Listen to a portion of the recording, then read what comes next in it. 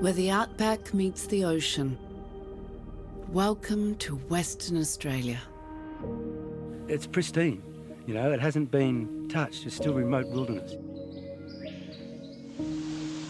From the rugged coastlines of the Kimberley to the endless plains of the Pilbara, the northern regions of Western Australia beckon with breathtaking landscapes and rich cultural tapestry. The things that I did growing up, I can get to show people. So when someone comes on a tour with us, they're getting a truly authentic experience with an Aboriginal guide. Remoteness and isolation define the very essence of the region. Here, the vast earth stretches for hundreds of kilometres without a sign of civilization in sight. It's just a magic place to be. Join us as we explore the wonders of the Indian Ocean and experience the turquoise waters of Broome. Pretty much the only place in Australia you can get to come and see these guys on a daily basis. We'll travel back in time and learn about the Australia of 120 million years ago. I still get goosebumps. It's incredible. I think everyone's a 6-year-old at heart when it comes to dinosaurs. In the north of Western Australia, isolation is not a barrier, but a defining feature, shaping the landscape and the people who call it home. It's a place where solitude and serenity reign, offering a glimpse into a world untouched by time. I think it's one of those experiences where most people leave with their minds blown. Get ready to experience Australia.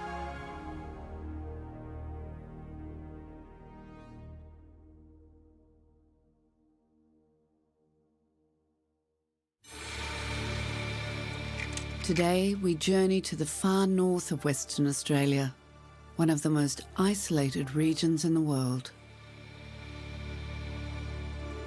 In the far northeast of the state lies Kununurra, over 3,000 kilometres north of Perth. Located on the traditional lands of the Miriwong people, Kununurra is a gateway to the breathtaking landscapes of the East Kimberley. With its close proximity to the Ord River, Lake Kununurra and Lake Argyll, the town of Kununurra is a great base to explore some of Western Australia's most remarkable walking trails, waterfalls and swimming holes.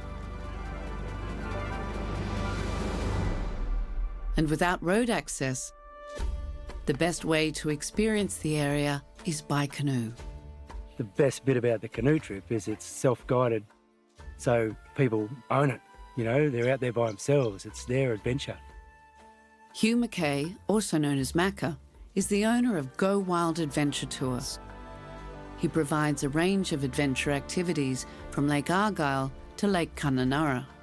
I started Go Wild Adventure Tours in '97, and we've got multi-day canoe trips coming down the river because there's some magic stuff up there, and people can't get to it any other way. The name Kununurra is derived from the local Aboriginal word for big river, and it's easy to see why. It's pristine, you know, it hasn't been touched, it's untouched, it's still remote wilderness. Lake Argyll is Western Australia's largest man-made freshwater reservoir. Combined with Lake Kununurra, it forms a massive 1,500 square kilometre waterway, teeming with animal and plant life. One of its famed residents is the short-eared rock wallaby, whose natural habitat extends across the Kimberley and the northwest of the state.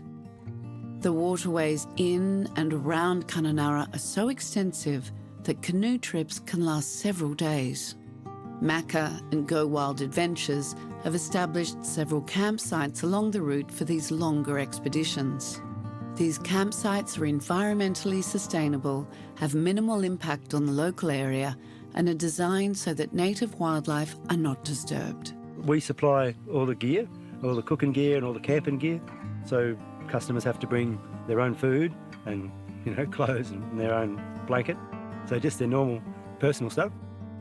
Glamping is the term gets used a lot. Yeah, people are often surprised at the setup at the camps. Visitors can travel freely along these waterways at their own pace. So they've got a 20-page guidebook that shows them the river and shows them suggestions for each day. So some people want to sit under a tree and read a book, and some people want to go and walk every walk and climb every hill. And they do what they want. It's their call. It's their trip. While exploring, guests can go hiking along bush trails, swim in local waterholes, or if they want a little bit more guidance from Macca, he's more than happy to teach visitors activities like abseiling. The abseiling option, we start off slow. We do what we call a horizontal abseil first, which is you just walk backwards over a little slope, and then we build it up. We build up their knowledge and get them accustomed to the technique, and then progressively get bigger. Nobody's come back unhappy. Everybody that comes back raves about it. Just being able to completely immerse yourself in nature.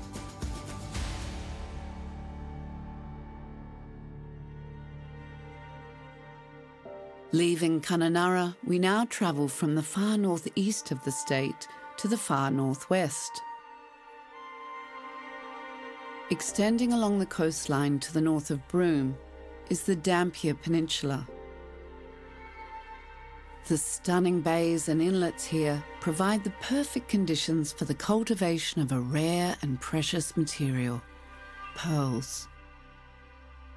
The Brown family, who own and operate Cygnet Bay Pearls, have been pioneering pearl farming techniques in the region since the 1940s.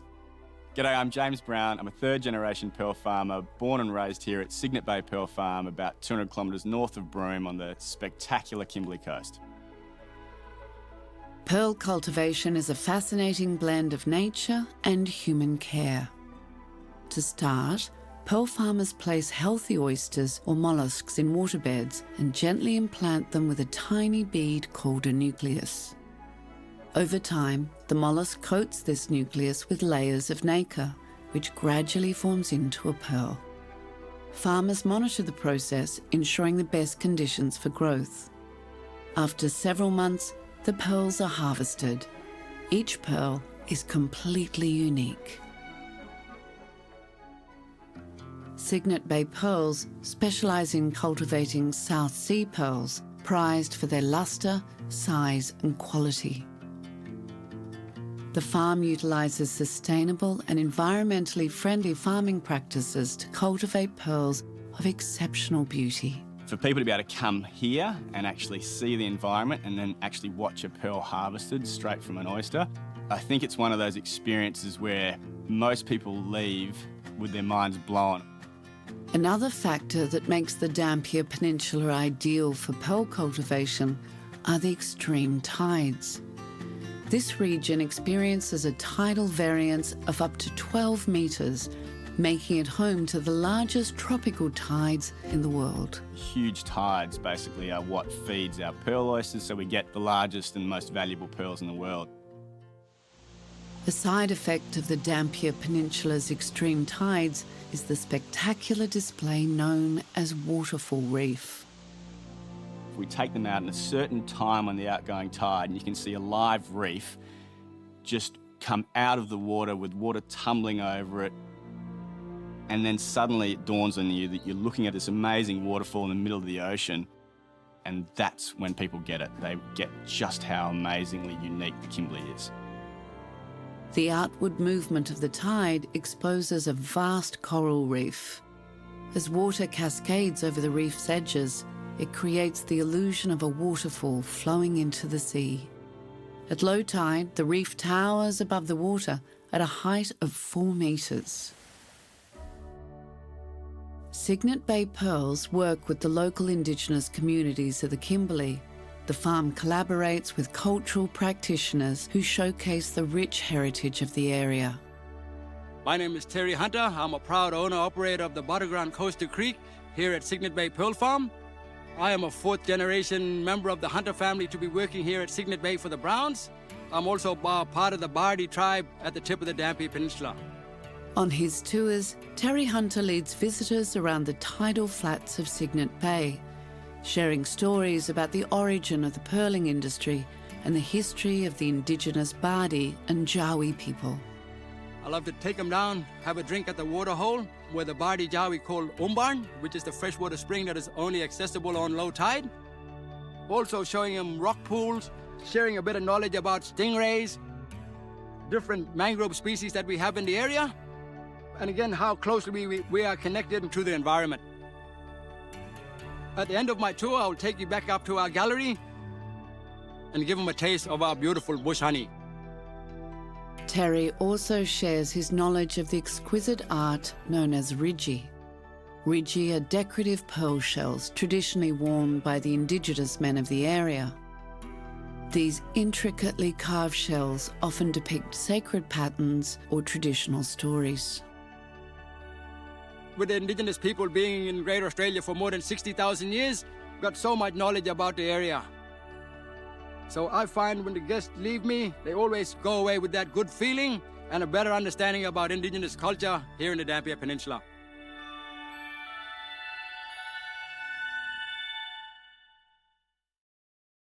I think that's an interesting thing. This one piece will make 52 layers. Watch on mobile devices or the big screen, all for free. No subscription required.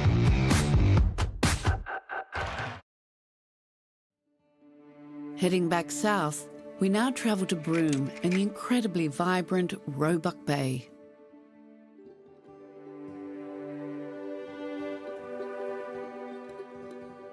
Roebuck Bay is situated on the northwestern coast of Australia, facing the Indian Ocean.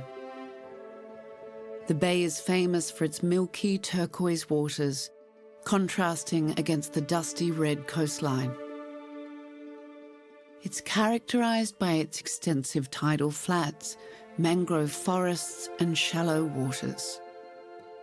The bay is not only renowned for its stunning landscape, but also for its vibrant marine life. Its shallow tidal flats and nutrient-rich waters provide a thriving habitat for an abundance of species. Cameron Birch provides eco-tours across the bay, from whale watching to sunset cruises. We're very lucky in Roebuck Bay. We have the only permanent large population of Australian snubfin dolphins on the planet. Some 140 odd dolphins live out in the bay. It's pretty much the only place in Australia you can get to come and see these guys on a daily basis. The bay is renowned for its rich biodiversity, with a variety of marine species calling it home. Dolphins are a common sight in Roebuck Bay, often seen frolicking in the bay's waters or hunting for fish in the shallows. With its distinctive rounded forehead and a snub or stubby dorsal fin, the Australian snub-fin dolphin cuts a striking figure. These dolphins are typically found in shallow coastal waters and estuaries. They remain one of the least studied dolphin species. However, conservation efforts are underway to protect their habitats and ensure their long-term survival. But dolphins are just one of the animals residing in the bay. Sometimes we might see juvenile zebra sharks. There's 5 different species of oceanic sea turtles. Then all the manta rays, dugong. There's a myriad of animals to be seen. Conservation initiatives are underway, aiming to safeguard the fragile ecosystems of Roebuck Bay and ensure the long-term sustainability of this extraordinary place. So we have a range of tours that suit pretty much anyone, from nature lovers with the dolphins and the whales through to the lovebirds who want to sit on a boat in the afternoon and enjoy champagne with the sunset. Exploring the coast by boat is a fantastic way to soak in the vivid colours of Broome. The distinctive milky appearance of the water is due to the powerful tidal movements which stir sediment in muddy areas, producing a cloudy but brilliant turquoise hue. One of the most beautiful things in Roebuck Bay is the contrasting colours between this beautiful aqua water and the red Pindan cliffs going back up into the greenery behind it. It is just an amazing setting to watch a sunset, take photographs and enjoy those nice relaxing afternoons in Broome. Everything about Broome is just perfect.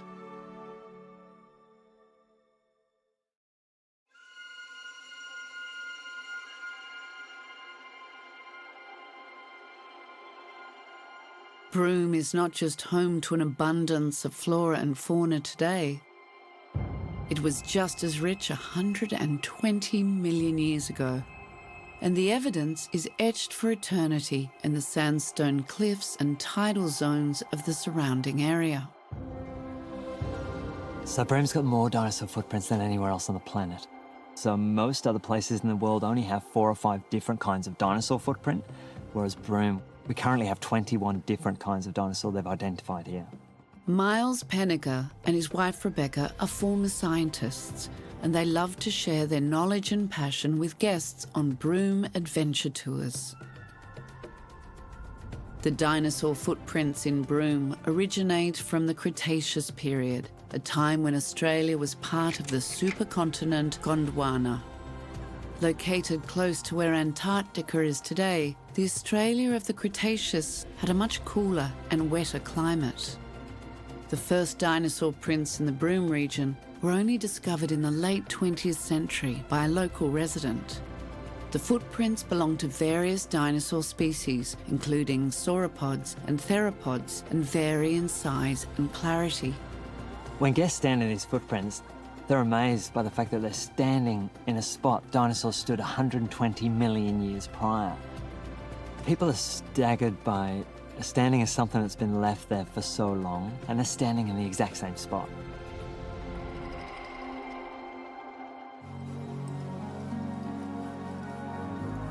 In addition to the dinosaur footprints, tours also give visitors the chance to take in the beauty of Broome's coast while learning about the region's natural history.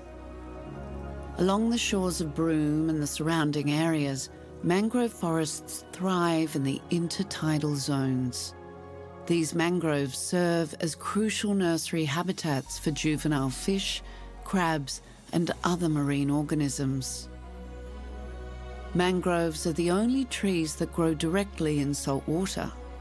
They act as natural buffers against coastal erosion and storm surges, protecting the coastline and nearby communities from the impacts of extreme weather events.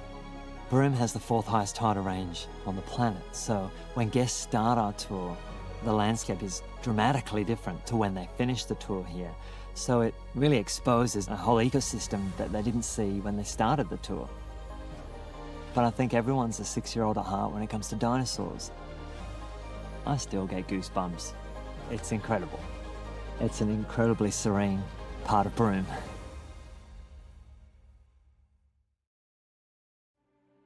A 2.5-hour flight south of Broome takes us to Roebuck in Western Australia's Pilbara region, home of Narangga Tours.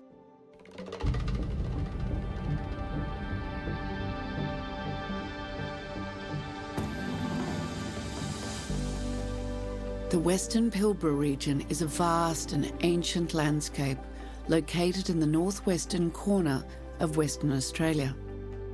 Narangga Tours is a fully Aboriginal owned and operated company that delivers tours throughout the coastal and inland areas of the Pilbara. The things that I did growing up, I can get to show people. So when someone comes on a tour with us, they're getting a truly authentic experience with an Aboriginal guide. Quentin Walker started Narangga Tours to immerse people in the Indigenous history of the region and to foster a deeper understanding of the traditions of his people. We're located in the Murrujuga National Park at a place my people call Nganjali, approximately 1,600 kilometres north of Perth. The Pilbara region has been inhabited by Indigenous peoples for over 40,000 years, making it one of the oldest continuously inhabited areas on Earth. Today, Indigenous communities in the Pilbara continue to uphold traditional practices and maintain a strong connection with the land. Murrujuga as a location is really special because it holds the highest concentration of rock art anywhere on Earth. We have the world's oldest, largest art gallery. It's just incredible. Steeped in rich Indigenous history and culture, some of these ancient rock art sites date back tens of thousands of years. They provide a glimpse into the spiritual, practical, and artistic traditions of the region's traditional custodians. We offer various tours. The most popular are the rock art tours, bush tucker tours, four-wheel drive tag-along tours that take people out on country, going in their own vehicles. But they also learn about the history and songlines of the country, our stories that belong to the land itself. The timeless landscapes of the Pilbara, enriched by traditional cultural knowledge, make for a truly special experience. It's very unique to Pilbara. It's one of the oldest landscapes on the planet. All the rock art, the culture, and just vibrant colours. Literally is one of a kind.